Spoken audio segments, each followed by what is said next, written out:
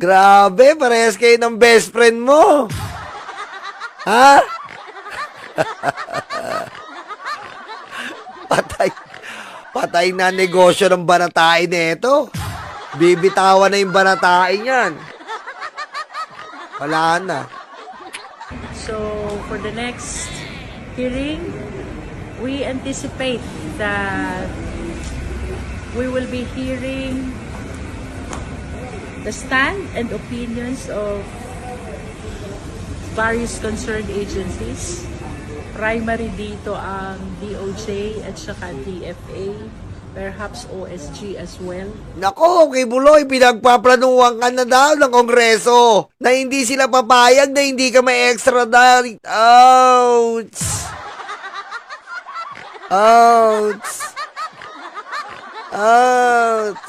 Umaga sinasabi sa'yo ng Kongreso na ayaw nila na tapusin pa yung kaso mo. Alis, alis, chu, chupi. No? Again, kagaya ng sinabi ko kanina, incidental lang po yung extradition ni Pastor Quiboloy.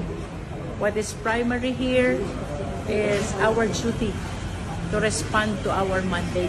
Nako po, our duty to respond to mandate. Nak nang wete, kay Buloy, tatrabahuin ka talaga.